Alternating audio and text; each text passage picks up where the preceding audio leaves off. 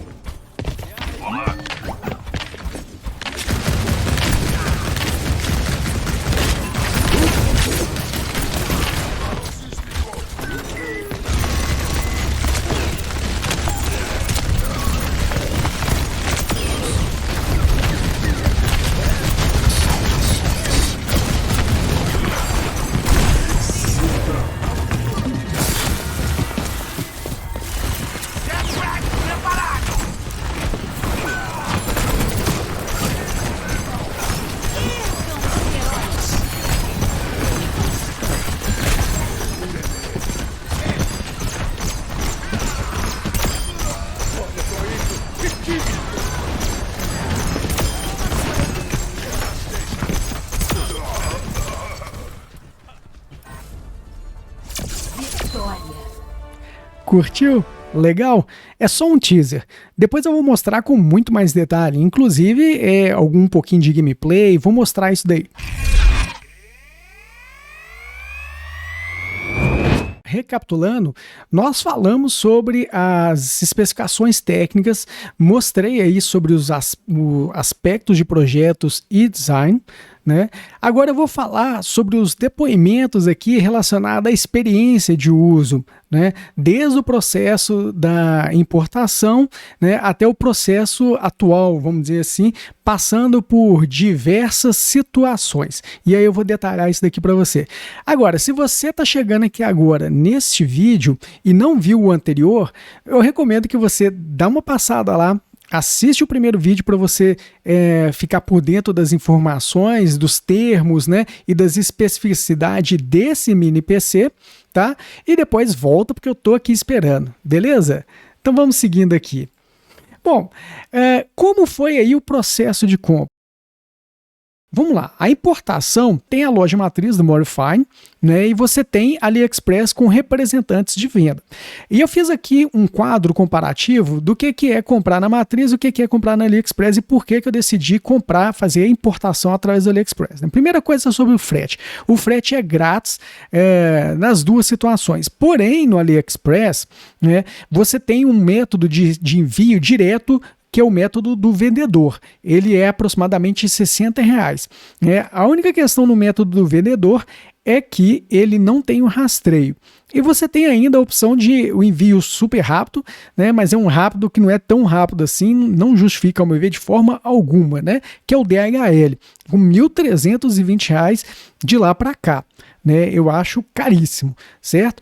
Bom, o pagamento, pelo que eu vi lá, direto no site, né, apesar que você tem como comprar, ele já até enxerga lá a possibilidade de venda para o Brasil, de enviar para o Brasil, né, mas eu não vi lá nenhuma indicação de que é possível fazer um parcelamento assim como no AliExpress. Você pode parcelar de 4 vezes aí no cartão. Né? Foi por isso que eu também escolhi, uma vez que, querendo ou não, por mais que a gente está fazendo importação, tem risco sempre, né? Então eu preferi escolher mais uma vez o AliExpress pela questão do parcelado, e qualquer coisa dá para suspender, pedir um estorno, coisa desse tipo. Na matriz, apesar da confiabilidade do site oficial, você está falando diretamente com a fábrica e tudo mais, né? Mas eu vi lá que o processo é direto, tá?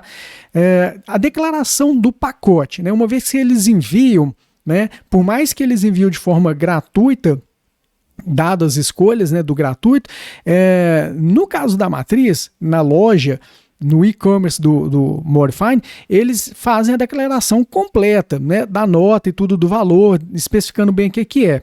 Né? O que tem um potencial bem maior de incidir quando bater aqui né, chegando aqui no Brasil, bater isso daí no Correios e aí eles fazerem a taxa de importação.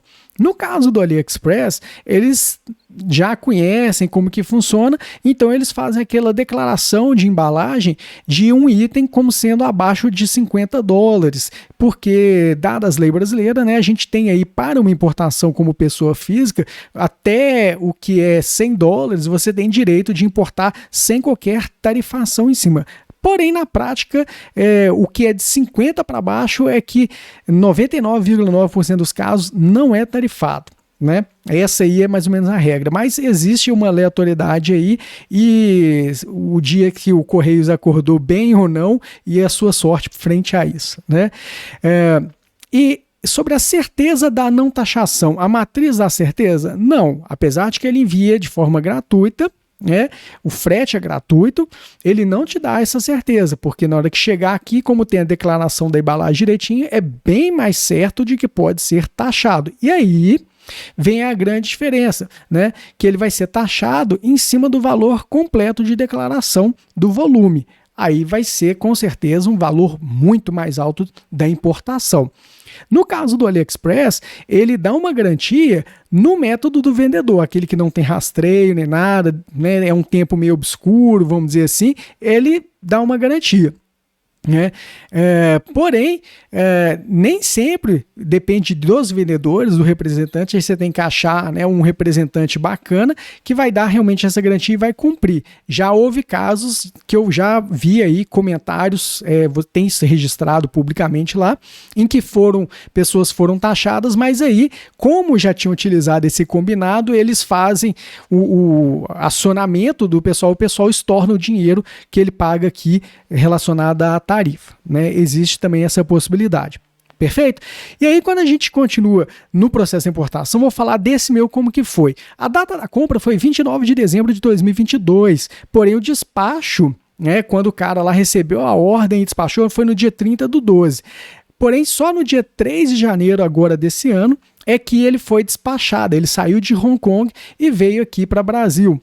Chegou no Brasil dia 7/1 de janeiro, né? Porém, para meu azar, vamos dizer assim, né? No meu caso, quando ele chegou, ele passou na inspeção e foi tarifado.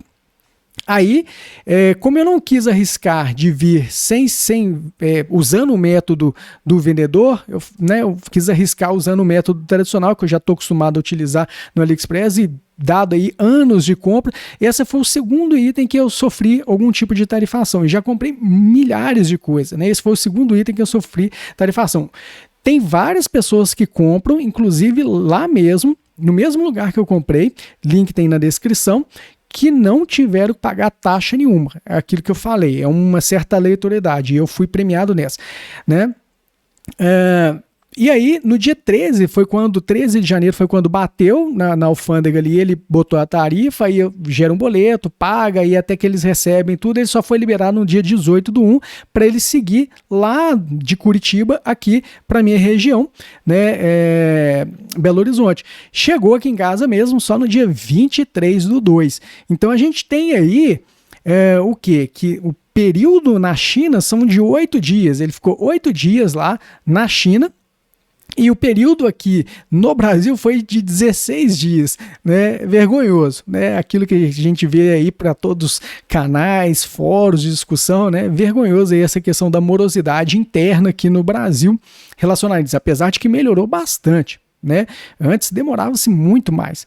Enfim, então, pegando aí o processo total, né, desde o despacho foram 24 dias. E a taxa de importação? R$ 277,14 que eu paguei. Por quê? Aí vem aquela questão da declaração de valor da embalagem, né? Ele foi declarado como um TV Box na ordem de $45, e aí eles fazem o cálculo em cima dessa informação. Por isso ela ficou em 277,14, que é alta, né, se a gente for pensar, porém muito mais baixa se fosse, acredito, se pegasse uma tarifação vindo direto da loja oficial, tá? Então essa é a informação aí em relação à importação, tá? Seguindo, chegou, fiz o unboxing, né? Fiz as gravações, fiz tudo, perdi os vídeos, mas estamos aí de novo, já refazendo tudo, né? E aí, conectei tudo, pronto para sair usando? Então, o seguinte, vamos ver o timeline da experimentação e testes de como que foi. Pronto para sair usando? Sim, pronto para sair usando. Né? O primeiro boot dele foi, ali ele já inicia com o Windows 10 Pro. Porém, tem que fazer todo aquele setup, a parte de colocar nome, senha, aquela questão de privacidade, que ele vem OEM, né? Pronto para você fazer um setup de customização final e liberação, mas está tudo instalado, pronto para uso, né? E aí eu fiz os updates completos e coloquei o pack lá, o Adrenaline 22.11. Inseri os programas de bench, né? Comecei a fazer os primeiros benchmarks e fiquei impressionado com o silêncio, tá? Porém, dado que eu já tinha visto alguns reviews, já tinha visto outras coisas, eu falei assim, bom, a pontuação tá boa, muito boa, né? Principalmente comparando com o i7 que eu tenho aqui, muito boa, mas não tá batendo os valores, o índice do que eu tenho visto aí nos reviews de alguns sites e coisa do tipo, de outros usuários colocando, né? E foi aí que eu fui começar a fazer as primeiras experimentações, eu fui entrar no BIOS, porque esse é o modelo, como eu falei, AMD 6900HX, significa que ele tem o BIOS liberado para você utilizar os settings mais avançados, você pode customizar tudo, né? Pode fazer overclock, pode fazer, inclusive, opções perigosas, né? De colocar em risco o hardware, você tem essa liberdade de fazer, sua conta é risco, né? Mas aí eu fui verificar essa questão que ele estava muito silencioso e essa performance não estava dando certo. Então, assim, ele vem de fábrica para trabalhar em mesa, super silencioso, ele atinge 100% de uso de CPU e tal, né? Ele ativa o cooler de uma forma muito baixinha, assim, bem fraquinho mesmo, né? Que é para poupar aí essa questão do ouvido, não fazer barulho. Realmente silencioso, inclusive com o jogo. Porém, eu reparei que ele estava ficando sempre ali no limite da temperatura, né? E no BIOS, quando a gente dá uma verificada, ele está com TJ Max, ou seja, o thermal, né? A temperatura máxima que ele vai chegar lá no processador, na APU no caso, vai ser a de 90 graus, é limitado. Vem com esse limite, né? Porém, na parte de fan, eles colocam um profile do mais silencioso possível, né? Então, o que acontece na prática? Por que ele não atingiu os índices mais altos, né, de performance? Porque ele estava funcionando em 100% lá nos 3,3 GHz, ele batia o turbo, mas em questão de pouquíssimo tempo ele já fixava nos 90 graus e ficava trabalhando ali a 90 graus, dando thermothrottle em algumas situações, e aí ele ia no máximo, voltava um pouquinho, ia no máximo, voltava um pouquinho, sustentava uma performance alta, 100% de CPU, mas dando aquela segurada o tempo todo também, né? Porque ele estava nesse módulo silencioso, travado para ter segurança, mas no modo silencioso, de modo que o cooler não fica tão forte para resfriar, entendeu? E aí uma das coisas que eu fiz foi justamente mexer na sequência de boot, mexi na parte de fan, né? Eu coloquei nesse momento para forçar a fan em 100% e deixei mesmo que fosse ficar barulhento, forcei ela em 100%, mexi no TDP, tirei do alto, coloquei o TDP em 54 watts, que é o limite, inclusive até acima, né, do TDP nominal dele de funcionamento. Trabalhei a parte do UMA, que é a bufferização frame buffer ligado à placa de vídeo, para ele alocar já de início no arranque 4 GB da memória RAM para ser utilizado diretamente na GPU. Então ele trava, no momento que ele trava isso, ele tira o acesso do sistema a essa memória, ele congela ela para a GPU utilizar, né? A parte de display e a parte de GPU, gráfica 3D, etc, né? E ativei o USB 4.0, que também, apesar de ter tudo, não vem ativado por padrão, né?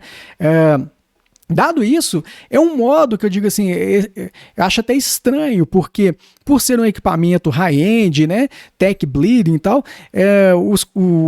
o envio, né, da máquina, ela é meio conservadora, vamos dizer assim, nos settings ela é conservadora. Na verdade, como o pessoal tem fabricado isso, tem vendido aos montes, ao quilo, eles vão naquele padrãozão de fábrica que faz em larga escala e vai, né, e quem quiser que mexa aí para mudar isso, mas eles poderiam já mandar de uma forma melhor otimizada para o produto ranquear até melhor, né?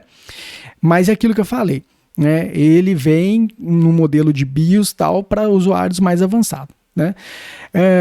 Daí eu fiz os testes e tal de novo, novamente, aí eu gravei e eu vou mostrar isso para vocês, os benchmarks, né?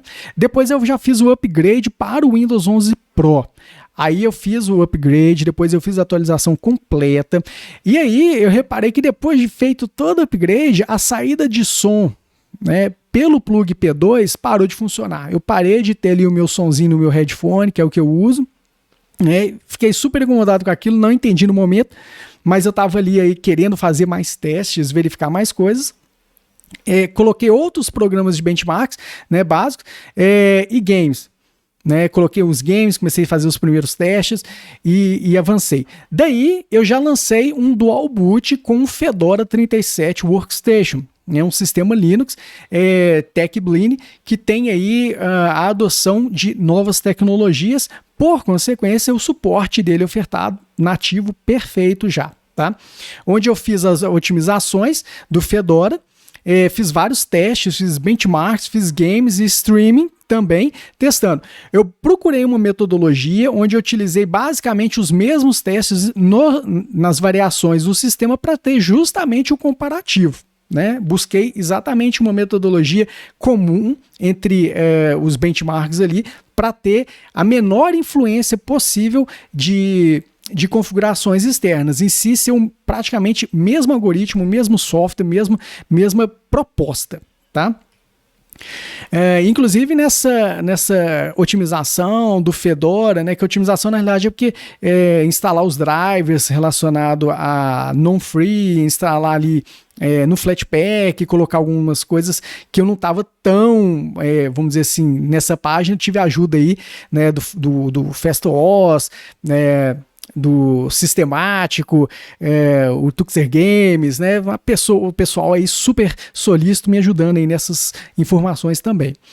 E aí, eu avancei aqui então para um Windows 11, foi quando eu coloquei versus o Adrenaline versus o Linux, né? O que aconteceu? Depois que eu comecei a fazer vários testes e tudo, e aí eu fiz as atualizações todas, eu comecei a perceber uns comportamentos meio estranhos que estavam acontecendo no hardware. Né?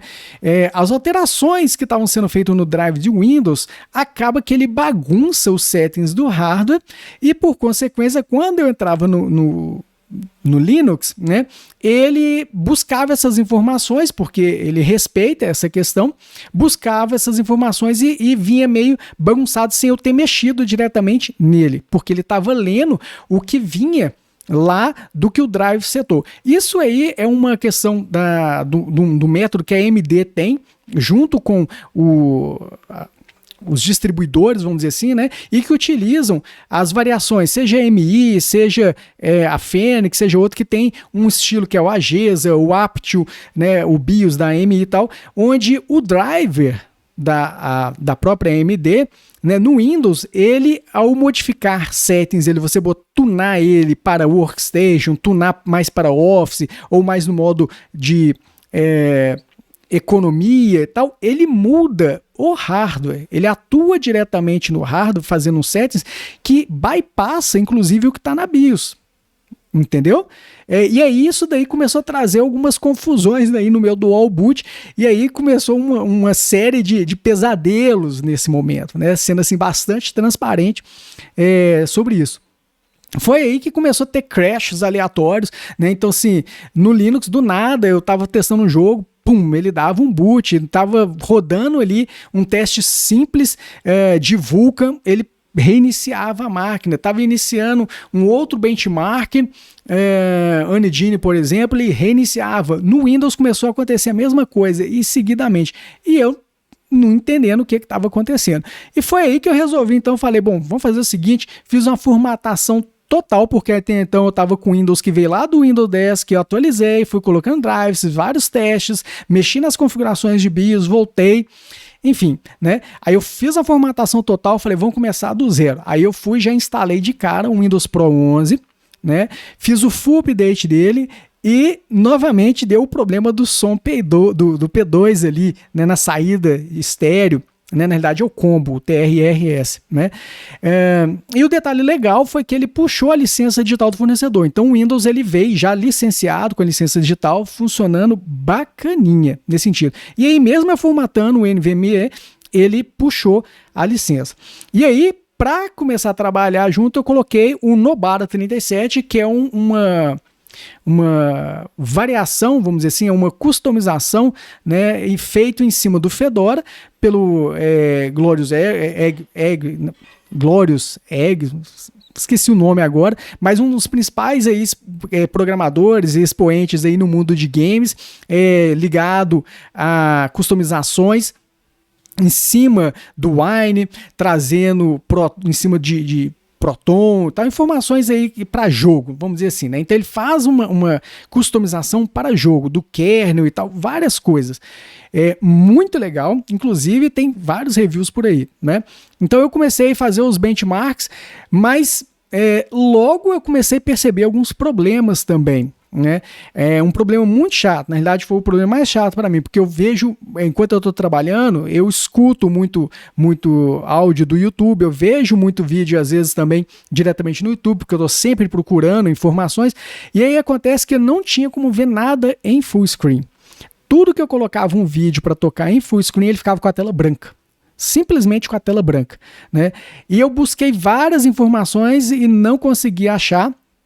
E por fim, acaba que eu imagino que isso foi uma sequência, né, dessas questões da versão, né, que ele traz a versão customizada na mão e tal, do Mesa, do kernel e tal, e esse hardware, né, porque também não é tudo testado, nesse sentido, um efeito personalizado ali para uma pessoa, não é tudo testado. Então eu imagino que foi alguma coisa nesse sentido. Por quê? Porque eu formatei essa parte do Nobara, a partição do Nobara, e coloquei o PicaOS, que é um seguidor do projeto Nobara, mas que faz as mesmas customizações, aperfeiçoamentos com a base do Ubuntu, né? Mas ele traz ali o kernel Zmode de performance, traz o Mesa Drive versão Git mais atualizada possível, né? E aí, para minha surpresa, nem full screen deu o mesmo problema quando tocando um vídeo, seja no navegador, no YouTube e até fora, eu tocando no VLC, por exemplo, também estava dando essa tela branca, né?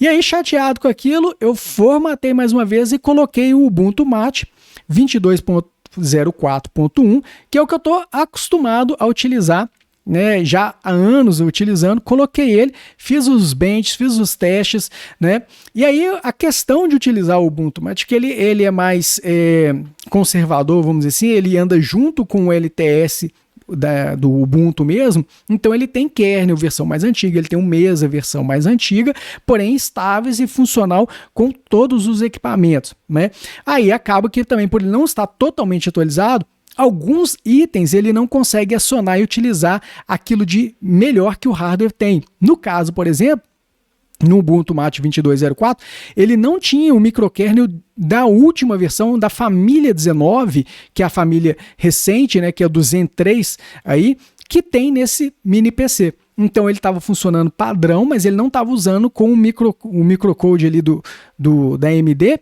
na release 19, da família 19, né? E também ele não estava identificando, apesar de estar funcionando perfeitamente com a Radeon Graphics, ele não estava identificando que ela era lá a Radeon Graphics 680M Rembrandt, né, que é o codinome dela, porque não tinha também o firmware da última geração de vídeo on-board, né? Coisa que veio surgir depois, quando ele mudou a release. Aí apareceu, o kernel subiu para o 5.19, subiu os firmware e tal, atualizou. Mas aí eu já tinha partido para uma outra sequência, né?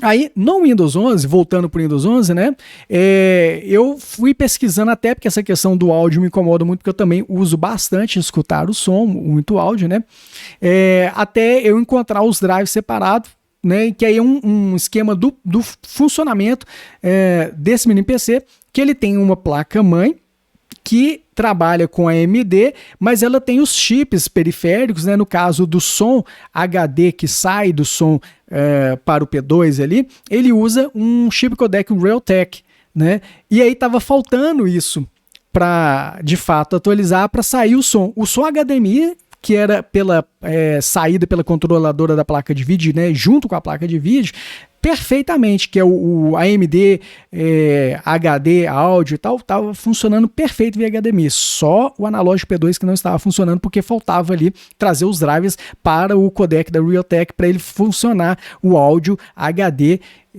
sair ali. Aí eu instalei, voltou, ficou tudo funcionando.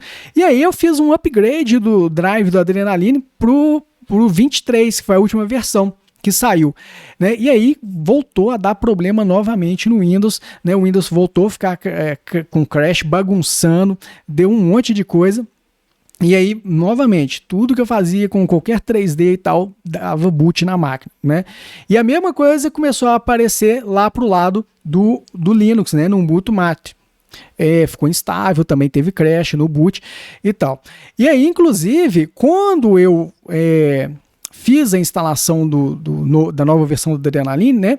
Você baixa ele, você tem, por padrão, a AMD sempre indica que você faça a remoção completa do drive anterior para você instalar o novo. Inclusive, ele tem uma opção que você habilita lá, que é remover drive e configurações anteriores para instalar o novo. Eu habilitei e ele fez isso, né? Inclusive saiu aí um bug que a própria AMD está trabalhando no drive, que inclusive isso aí inutilizou algumas formatações aí de Windows, né? Não foi o meu caso, mas bugou o Windows todo.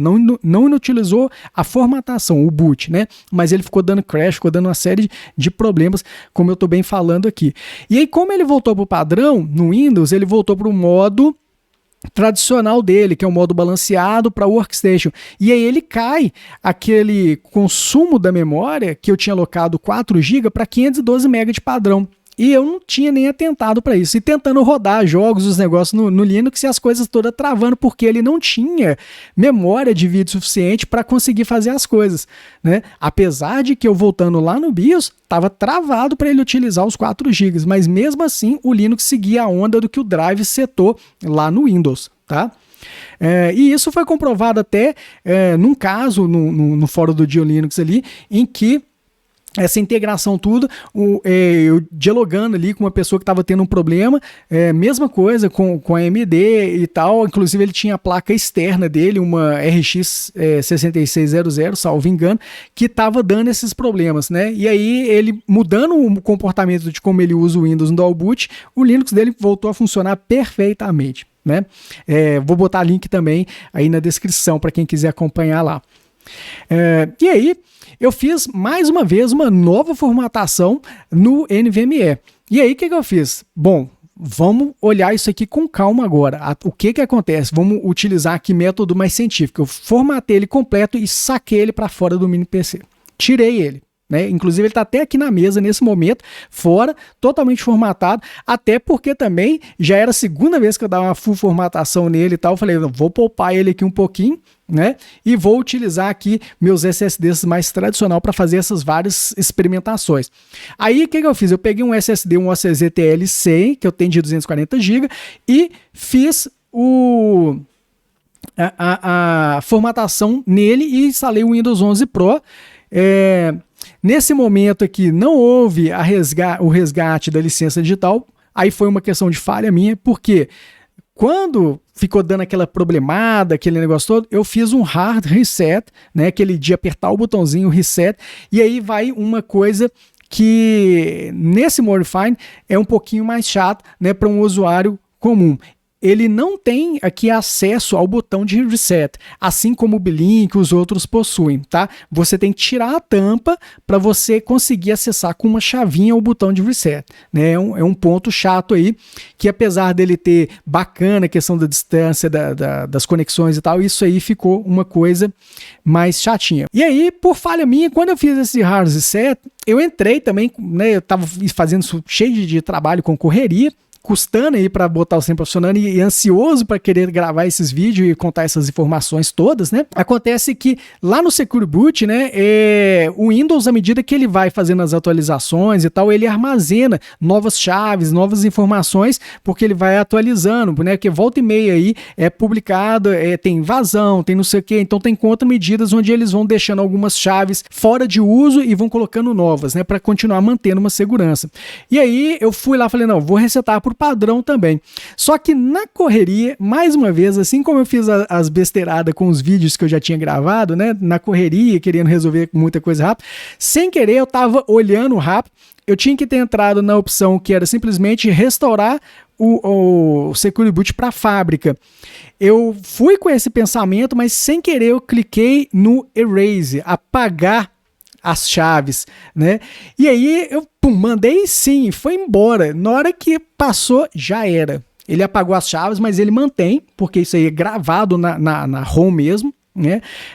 As chaves básicas de Windows que é vendido no mercado, mas uma das chaves, que é a principal, a inicial, ele mandou para o saco e ele restaurou, foi para o padrão da AMI, de fábrica mesmo, da AMI, que é uma de teste, que ela não é utilizada como segurança, né?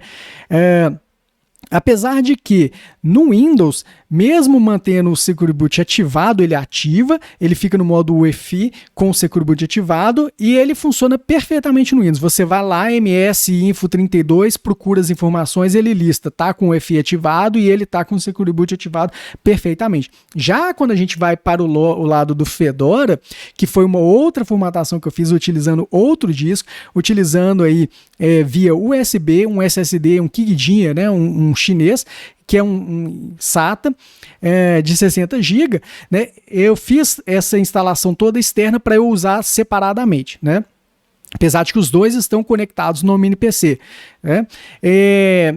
O Fedora, ele detectou o Secure Boot que está ativo, mas ele não fala que não pode certificar porque está faltando essa chave principal, que ela não é compatível, ele não consegue fazer as assinaturas perfeitas, né? Então aí, por questão de não tendo a mensagem, eu só desativei, né, momentaneamente para eu usar no Fedora normalmente, né? E isso não era problema, porque como ele vem de fábrica, veio tudo certinho. Foi mais uma orelhada minha aí de experimentação, correria e cansaço misturado, né? Tomem cuidado, sempre, né? E aí, eu estou buscando referência, inclusive eu estou em contato com os fornecedores, né, buscando sobre informações sobre isso para tentar resolver e conseguir com eles a chave de volta, né? Vamos ver, vai depender da boa vontade, uma vez que a navalhada foi minha aqui. Mas tem jeito, uma hora eu vou conseguir, né? E o que nos leva aí à experiência com o suporte, né? Falando aqui exatamente dos principais ali, eu fiz trazendo um comparativo, uma vez que esse review fala também sobre mini PCs em geral, né? Tem o Modify, o Blink e o Geekon. O Modify é o seguinte, na prática aqui, lendo, né, direto para não perder nada, ele é interessante pelo hardware e funções Bleeding Tech, além de um portfólio amplo de produtos, concatenando desde sticks de conexão direta via HDMI até os mini PCs mais high-ends para famílias, tanto AMD quanto Intel. Porém, em termos de suporte oficial, comunidade, disponibilidade de informações exclusivas sobre os equipamentos, ficam bastante a desejar. Não possui página aberta para drivers, manuais e fóruns. Sendo assim, os produtos mais caros são indicados para quem está acostumado à experimentação, buscar informações por conta própria, correr mais riscos, né? Ou para corporativos que negociam lotes de aquisição e aí sim com suporte mais ativo, pelo que eu vi em relatos em grupos de discussão. Tá? Isso aí é uma síntese do suporte Modify, né?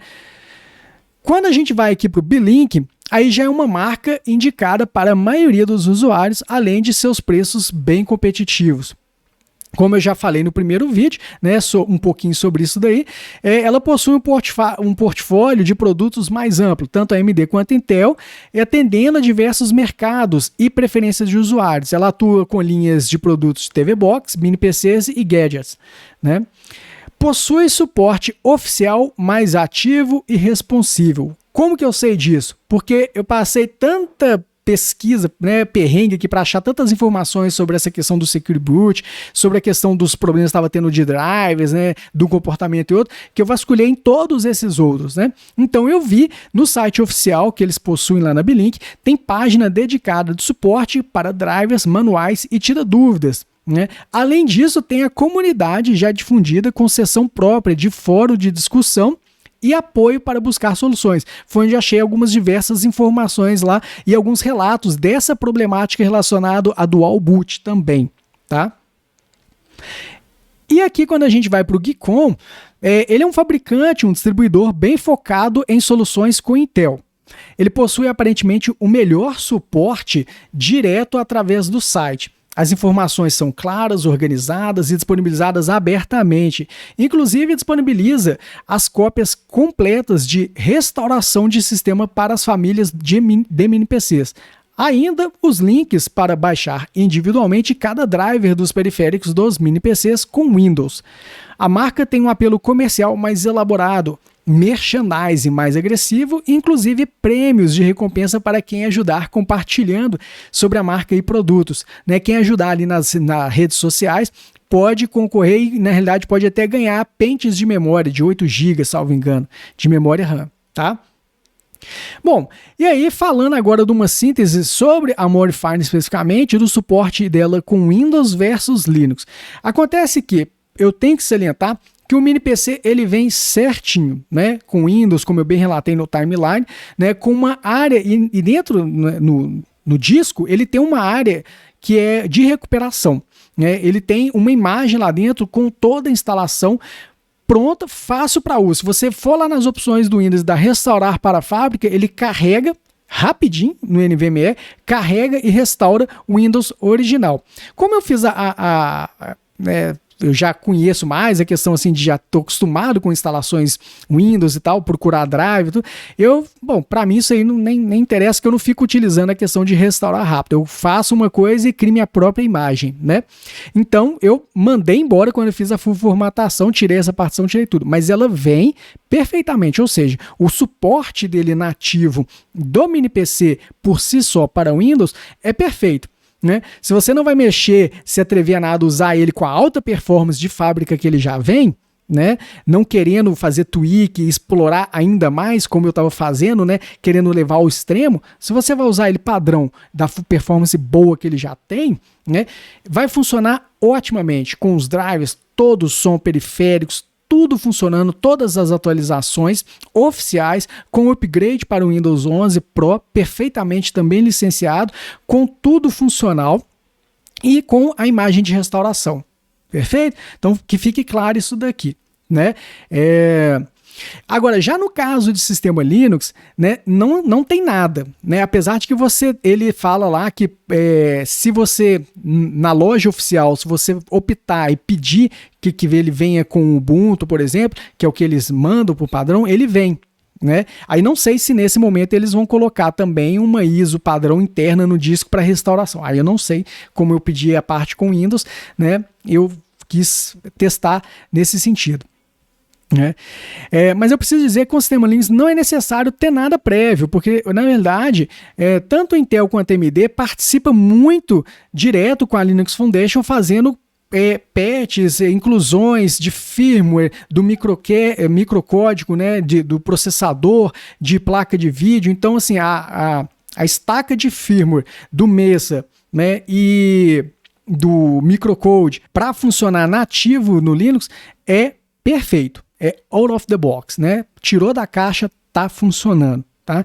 Aí vem a questão dos periféricos, né? Que são os periféricos agregados, né?